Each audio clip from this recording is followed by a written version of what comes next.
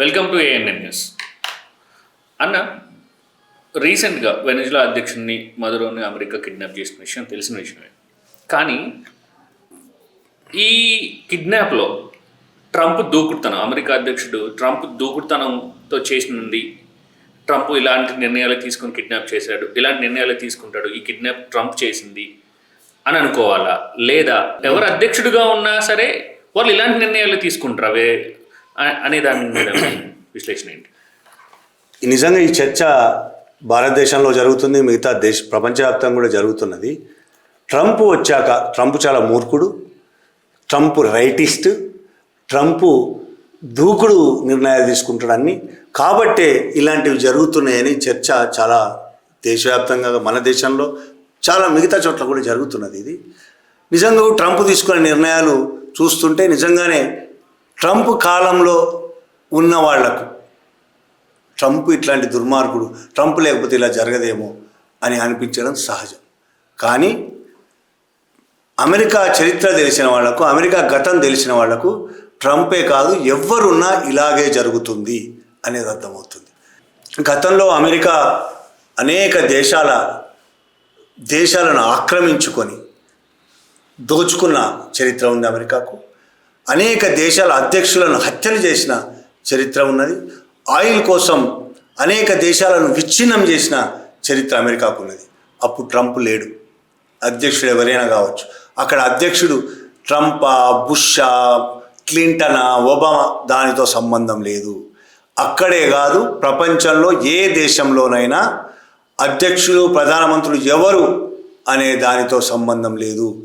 వాళ్ళు అక్కడ కార్పొరేట్ల, పెట్టుబడిదారుల మద్దతుగా ఉన్న ప్రభుత్వాలు ఎవరైనా సరే పెట్టుబడిదారుల ప్రయోజనాల కోసం మాత్రమే తాము పరిపాలిస్తారు ఆ దేశాన్ని. విదేశీ సంబంధాలు కూడా తమ దేశ పెట్టుబడిదారుల ప్రయోజనాలకు లోబడే ఉంటాయి తప్ప వేరే రకంగా ఉండవు. దానికి ఉదాహరణ అమెరికాకు సంబంధించి జాన్ పెర్కిన్స్ అనే ఒక సిఐఏ ఏజెంట్, అతను economic hit men, 1970s 80s మధ్య పనిచేశాడు. ఆయనే రాసిన ఒక నవల ఉంది, confession of an economic hit man అని 2004లో ఒక నవల రాశాడు, ఒక పుస్తకం రాశాడు. నవల అంటే ఫిక్షన్ కాదు, జరిగిన కథల్ని. అలాగే 2016లో కూడా దాని continuation new confession of an economic hit man అని కూడా రాశాడు. ఆయన ఫస్ట్ పుస్తకం రాసినప్పుడే ఆయన చెప్పాడు ఆ పుస్తకంలో ఎందుకు రాయాల్సి వచ్చింది. తన కూతురు బలవంతం మీద నేను ఈ బుక్ రాయాల్సి వచ్చింది. నేను చాలా అన్యాయాలు చేశాను, నేనే కాదు అమెరికా తరపున పనిచేసే నాలాంటి వాళ్ళు కూడా అనేక దేశాల్లో చాలా దుర్మార్గాలు చేశాము. మేము అనేక ప్రభుత్వాలను కూలదోచాము, అనేక మందిని హత్యలు చేశాము. చివరికి నా కూతురు బలవంతంగా ఇది చేయకపోతే మనం ప్రజలకు అన్యాయం చేసిన వాళ్ళం అవుతామని చెప్పడంతో ఈ పుస్తకాన్ని రాస్తున్నానని రాశాడు. ఆ పుస్తకం రాస్తున్నాడని తెలిసినప్పుడే ఆయన మీద హత్యా ప్రయత్నాలు చాలా జరిగాయి. జాన్ పెర్కిన్స్ మీద ఆయన చంపేయడానికి చాలా ప్రయత్నాలు జరిగాయి అమెరికాలో, అయినా తప్పించుకున్నాడు. ఆ 2 పుస్తకాలు బయటకు వచ్చాయి. ఆయన చెప్తున్నది, ఆయన పుస్తకం చదివితే తెలుగులో కూడా ఆ పుస్తకం తెలుగులో ట్రాన్స్లేట్ అయ్యి వచ్చాయి. ఆ పుస్తకాలు కూడా ఎవరైనా ఇంట్రెస్ట్ ఉంటే ఆ పుస్తకాలు చదవచ్చు. ఆయన చెప్తున్న విషయాలు ఒళ్ళు జల్దరిస్తుంది ఒక్కోసారి, అంత దారుణంగా ఉంటుంది. 1970-80ల మధ్య తాను ఏ దేశాల్లో ఇక్కడ అమెరికా తరఫున సిఐఏ ఏజెంట్గా పనిచేశాడు. సిఐఏ ఏజెంట్ వెళ్ళి అక్కడ ఏజెంట్గా పనిచేయరు. అక్కడ అమెరికాకు సంబంధించిన ఒక కంపెనీలో ఒక పోస్టులో జాయిన్ అవుతారు, వైస్ ప్రెసిడెంటో ఇంకోటో. అంటే వాళ్ళ దేశంలోనే, ఇండియాలో ఒకవేళ సిఐఏ ఏదైనా చేయదలుచుకుని ఇండియాలో అమెరికా కంపెనీలో వచ్చి ఇక్కడ జాయిన్ అవుతారు. అతని పర్కిన్స్ కూడా అలాగే ఇంకో దేశంలోకి వెళ్ళి ఇంకో దేశంలో ఒక కంపెనీలో, అమెరికాకు సంబంధించిన కంపెనీలో ఒక పెద్ద పోస్టులో జాయిన్ అవుతారు. జాయిన్ అయ్యి అక్కడి నుంచి తన కార్యకలాపాలు మొదలు పెడతాడు. ఆ టైంలో 70-80ల్లో మనకు కూడా గుర్తుంది, IMF, international monetary fund IMF ప్రపంచవ్యాప్తంగా అనేక దేశాలకు అప్పులు ఇచ్చింది. IMF భారతదేశానికి కూడా కొన్ని లక్షల కోట్ల అప్పులు ఇచ్చింది. అప్పులు IMF తీసుకోవద్దని, IMF పెట్టే షరతులకు తలొగ్గొద్దని భారతదేశ వ్యాప్తంగా అనేక ఆందోళనలు జరిగినాయి. కమ్యూనిస్టులు, లెఫ్టిస్టులు, సోషలిస్టులు అనేక మంది. అప్పుడు కాంగ్రెస్ ప్రభుత్వం ఉంది జాతీయ స్థాయిలో. జాతీయ స్థాయిలో ఉన్న కాంగ్రెస్ ప్రభుత్వం IMFతో ఒప్పందాలు చేసుకుంది, లోన్లు తీసుకుంది. ఆ లోన్ల వల్ల భారతదేశం అమెరికా గుప్పెట్లో ఆ రోజే ఇరుక్కుంది. అంతకు ముందు నుంచే ఉన్నాయి పెట్టుబడులు. ఇక్కడ మెల్లమెల్లగా తన కంట్రోల్లోకి వెళ్ళిపోయింది. IMF లోన్ల తర్వాత ఇండియా కూడా తన గుప్పెట్లోకి వెళ్ళిపోయింది. ప్రపంచవ్యాప్తంగా కూడా అనేక దేశాల్లో IMF లోన్లు ఇప్పించడానికి, లోన్లు తీసుకోవడానికి సిద్ధపడని ఏ దేశం అవుతుందో ఆ దేశంలో ఈ CAA ఏజెంట్లు, ఇతను జాన్ పెర్కిన్స్ కూడా వెళ్ళి వాళ్ళను ఒప్పించే కార్యక్రమం చేస్తాడు. IMF లోన్లు తీసుకోవడం వల్ల మీరు ఎంత లాభపడతారు, మీ అద్భుతమైన మీ వెలుగొందిపోతుంది దేశం అని మభ్యపెడతారు. వినకపోతే నీకెంత లాభమో, వ్యక్తిగతంగా ప్రధానికో, రాష్ట్రపతికో, లేకపోతే అక్కడ మంత్రులకో వాళ్ళకి ఎంత లాభం, కొన్ని వందల కోట్లు లంచాలు ఇవ్వడానికి సిద్ధపడతారు. అమ్మాయిలను ఎరవేస్తారు. రకరకాల పద్ధతుల్లో వాళ్ళను లొంగ తీసుకొని అనేక దేశాల్లో IMF లోన్లు ఇప్పిస్తారు. బలవంతంగా లోన్లు ఇప్పించడం ఇది. లోన్లు ఇప్పిస్తారు. ఆ లోన్లు ఇప్పించడం అంటే లోన్లతో పాటుగా షరతులు ఉంటాయి. ఆ షరతులు IMF పెట్టిన షరతులకు లోబడి లోన్ తీసుకోవాలి. ఆ షరతుల వల్ల ఎప్పటికీ ఆ దేశాలు అమెరికా గుప్పెట్లో ఉండడం తప్ప వేరే మార్గం లేదు. ఆ షరతులు ప్రధానంగా ఆయా దేశాల్లో ఉన్న పేదల, మధ్యతరగతి వర్గాల జీవితాలను నాశనం చేస్తాయి. సబ్సిడీలు ఎత్తేస్తే రైతుల సబ్సిడీలు ఇవ్వరు, పేదలకు సబ్సిడీలు. ఇప్పుడు రేషన్ అంటున్నాం, మన రేషన్ కార్డు మీద అటువంటి ఇవ్వడానికి వీల్లేదు. చాలా ఉంటాయి అట్లా. ధరలు పెంచాలి, అమెరికాకు మద్దతుగా దిగుమతులు ఎగుమతులు జరగాలి, అమెరికా ప్రయోజనాలకు మద్దతుగా, ఇట్లా చాలా ఉంటాయి. ఇట్లా IMF ఎంటర్ అవుతుంది, ప్రపంచ బ్యాంక్ ఎంటర్ అవుతుంది. దానికోసం ఈ ఏజెంట్లు చాలా పనులు చేస్తారు. అక్కడ ముఖ్యంగా పెట్రోల్ ఎక్కడైతే ఏ దేశాల్లో అయితే ఉందో, పెట్రోలు, ఆయిల్ ఏ దేశాల్లో అయితే ఉందో, ఖనిజ సంపద ఏ దేశాల్లో అయితే ఉందో ఆ దేశాల మీద ప్రధానంగా అమెరికా కన్ను ఉంటుంది. ఆ దేశాలకు ఈ CIA ఎకనామిక్ హిట్మెన్లను పంపిస్తుంది. పెర్కిన్స్ లాంటి ఎకనామిక్ హిట్మెన్లను పంపిస్తుంది. అలా వెళ్ళిన పెర్కిన్స్ చాలా ఒక్కొక్క దేశం గురించి రాశాడు. Indonesia, Saudi Arabia, Colombia, Iraq, Panama, Ecuador, Iran, Guatemala, ఇలా చిలీ, ఇలా ఎన్ని దేశాలు ఆయన తిరిగాడు. ఇన్ని దేశాల్లో ఎట్ట లొంగ తీసుకున్నాం అనేది ఆయన రాసుకొచ్చాడు. ఇండోనేషియాను లోన్ల పేరుతో అక్కడ అధ్యక్షుడిని, అధికారులను లొంగ తీసుకున్నారు. చాలా సింపుల్గా లంచాలు ఇచ్చి కావచ్చు, ఇంకో రకంగా లొంగ తీసుకున్నాడు. సౌదీ అరేబియాను అలాగే లొంగ తీసుకుని ఇప్పటికీ మనకు సౌదీ అరేబియా, అమెరికాకు సౌదీ అరేబియాకు మాత్రం మంచి సంబంధాలు ఉంటాయి. ఇప్పటికీ మొదట్లో లేని పరిస్థితి ఇప్పుడు ఉన్నాయి. ఎందుకంటే పెట్రోల్ అక్కడ బ్రహ్మాండంగా లభిస్తుంది కాబట్టి అమెరికాకు సౌదీ అరేబియా అవసరం. కాబట్టి సౌదీ అరేబియాను లొంగ తీసుకున్నారు. కొలంబియా, ఇతర లాటిన్ అమెరికా దేశాలు, ఇరాక్ అయితే మనం స్పష్టంగా చూసాం. ఇరాక్ సద్దాం హుస్సేన్ ముందు అమెరికాతో ఓకే పెట్రోల్ ఇవ్వడానికి సిద్ధపడ్డాడు, ఆయిల్ ఇవ్వడానికి సిద్ధపడ్డాడు. తర్వాత దాన్ని వ్యతిరేకించాడు. మా ఆయిల్ మా ఇష్టం వచ్చిన దానికి మేమే అమ్ముకుంటామన్నాడు. దాంతో ఇరాక్ పరిస్థితి ఏమైందో మనకు తెలుసు. వీళ్ళెవ్వరూ మాట ఎకనామిక్ హిట్మెన్ చేసే ప్రయత్నాల వల్ల ఆ దేశాలు, ఆ ప్రభుత్వాలు మాట వినకపోతే, ఇన్ని ప్రయత్నాలు చేసిన తర్వాత కూడా డబ్బులు ఇచ్చినా, అమ్మాయిలు ఎరేసినా, ఇంకెన్ని చేసినా వినకపోతే చివరాఖరికి చేసేది ఏంటంటే ఈ సద్దాం హుస్సేన్ను చంపేసినట్టు లోకల్గా తిరుగుబాట్లు ప్రేరేపిస్తారు. వీళ్ళే, ఈ ఎకనామిక్ హిట్మెన్లే ప్రేరేపించి అమెరికా సహాయం చేస్తుంది. అట్లా సద్దాం హుస్సేన్ ఉరిదేశారు. చాలా దేశాల్లో వీళ్ళు అధ్యక్షులను హత్యలు చేస్తారు. అధ్యక్షుల హత్యలు డైరెక్ట్గా హత్యలు కావాలి. విమానాలు పడిపోతాయి, అధ్యక్షుడు చనిపోతాడు. హెలికాప్టర్లు కూలిపోతాయి, అధ్యక్షుడు చనిపోతాడు. అలా చేశానని కూడా పెర్కిన్స్ చెప్పాడు. పనామాలో అధ్యక్షుడు వినకపోతే ఒమర్ టొర్రిజోస్ అనే అధ్యక్షుడు 1981లో విమాన ప్రమాదంలో చనిపోయాడు. అమెరికా మాట వినలేదు, విమాన ప్రమాదంలో చనిపోయాడు. ఈక్వెడార్లో జైమ్ రోల్డోస్ అనే అధ్యక్షుడు 1981, ఇది కూడా 80 టైంలోనే, ఆయన విమాన ప్రమాదంలో చనిపోయాడు. ఇరాన్లో మహమ్మద్ మొజెడ్డక్ అని అతను కూడా ఇరాన్ ఈ ప్రమాదంలోనే చనిపోయాడు. గ్యాటమేలాలో అయితే అక్కడ తిరుగుబాటు తీసుకొచ్చి జాకోబ్ ఆర్బెంజ్ అనే అక్కడ అధ్యక్షుడిని లోకల్ తిరుగుబాటుదారుల ద్వారా వాళ్ళని రెచ్చగొట్టి వాళ్ళకి డబ్బులు ఇచ్చి ఆయుధాలు ఇచ్చి సిఐఏ పూర్తి మద్దతు ఇచ్చి గవర్నమెంట్ను కూల్చేసింది. ఆ తర్వాత ఆ దేశం నుంచి వాళ్ళ అధ్యక్షుడు పారిపోయే పరిస్థితి కల్పించారు. చిలీలో అలెండేను కూడా ఈ విధంగానే లోకల్గా కొంతమంది తయారు చేసి తిరుగుబాటు చేయించి వీళ్ళు సైన్యం పంపించి అమెరికా కూడా అనేక రకాలుగా మద్దతు ఇచ్చి అతన్ని పారిపోయేటట్టు చేశాడు దేశం. తర్వాత అతను ఆత్మహత్య చేసుకొని చనిపోయాడు. అది ఆత్మహత్యనా హత్యనా అనేది ఇప్పటికీ మనకు తెలియలేదు.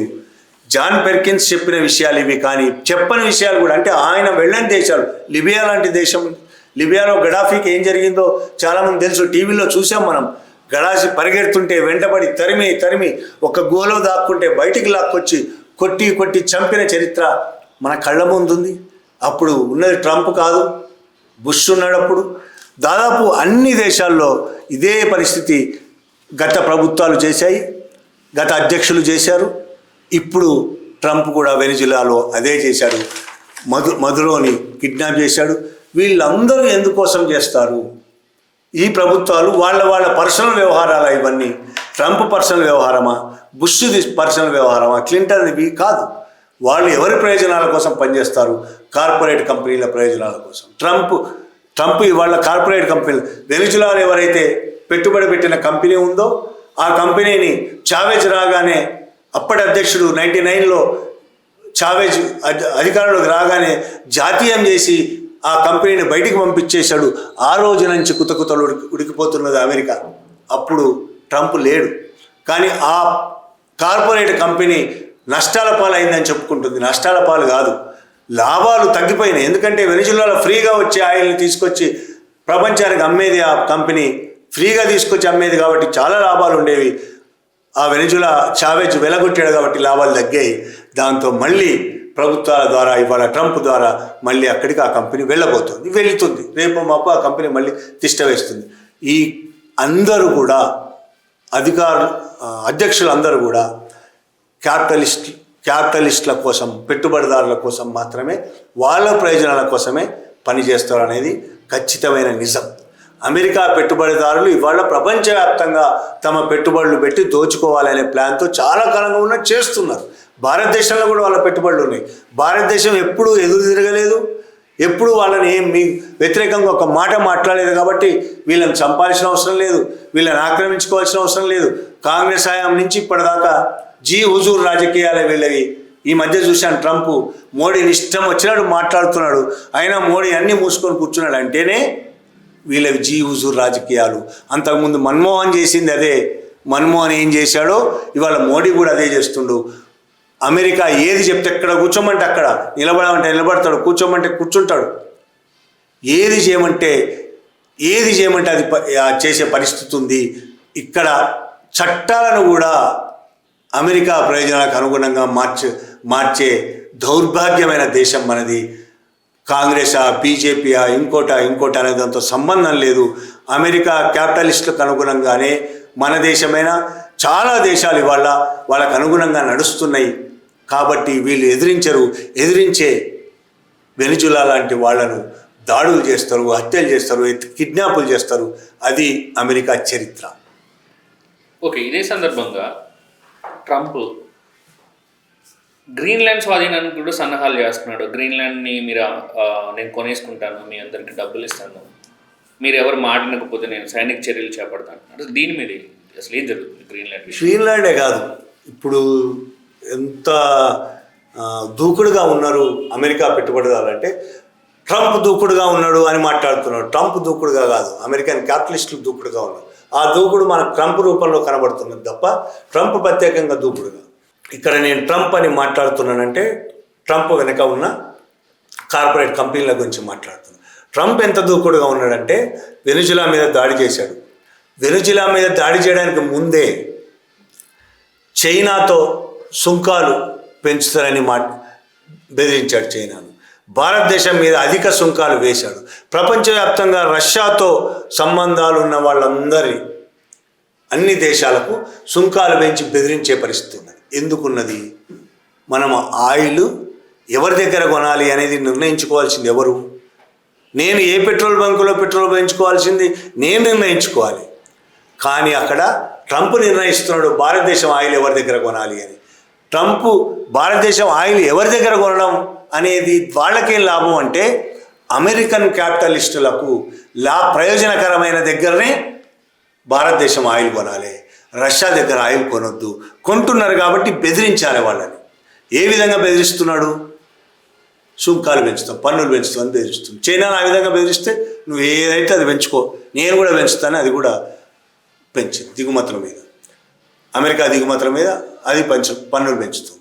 కాబట్టి ఇప్పుడే కాదు, ఇప్పుడు కొత్తగా వెనిజులా మీద దాడితోనే కదా ట్రంప్, అంతకు ముందు నుంచే అక్రమంగా వలస వచ్చారని అనేక మందిని బేడీలేసి పంపించేశారు.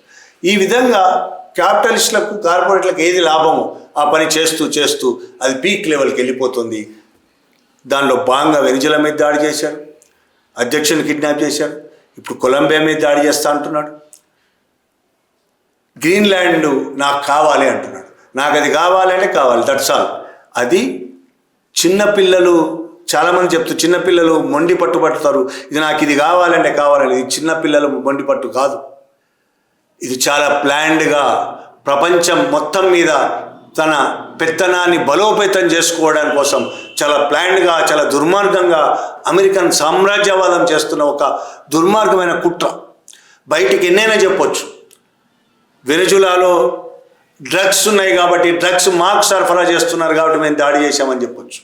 ఇరాక్లో జీవాయుధాలు ఉన్నాయి కాబట్టే మేము ఇరాక్ మీద దాడి చేశామని అబద్ధాలు చెప్పొచ్చు. దాడి చేసిన తర్వాత జీవాయుధాలు ఒక్కటి కూడా దొరక్కపోవచ్చు, ఇక్కడ డ్రగ్స్ కూడా దొరక్కపోవచ్చు.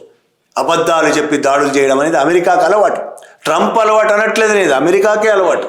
అమెరికా క్యాపిటలిస్టులు చేసే పనే అది. అందులో భాగంగానే ఇప్పుడు గ్రీన్లాండ్స్ స్వాధీనం చేసుకుంటారని చాలా దూకుడుగా ముందుకెళ్తున్నారు. ఏ విధంగానైనా ఒక్కొక్కళ్ళు ₹1,00,00,000 ఇస్తానంటున్నాడు. చెక్ ఇప్పుడే రాసి ఇచ్చేస్తాను, ఎంతమంది ఉంటే అంతమందికి, దేశంలో ఎంత జనాభా ఉంటే అందరికి ₹1,00,00,000 ఇస్తాను, ఇచ్చేయండి దేశం అంటున్నాడు. ఇవ్వకపోతే, మేము చెప్పిన ఒప్పందాలకు ఒప్పుకోకపోతే ఆ దేశం మీద దాడి చేసి గంటలో ఆక్రమించుకుంటా అని ప్రకటించుకుంటాడు. ఇంత దుర్మార్గంగా ట్రంప్ పోతున్నాడు అంటే అర్థం, అంత దుర్మార్గంగా ప్రపంచం మొత్తం మీద తమ పెత్తనాన్ని సంపాదించుకోవడానికి, పెత్తనం అంటే వాళ్ళ దోపిడీ కొనసాగించడానికి, దోపిడీ మరింత ఎక్కువ విస్తరించడానికి అమెరికన్ క్యాపిటలిస్టులు చేస్తున్న పనిలో భాగమే ఇది. Thank you for watching. ఇలాంటి మరిన్ని విశ్లేషణల కోసం మన ఛానల్ని సబ్స్క్రైబ్ చేసుకోండి.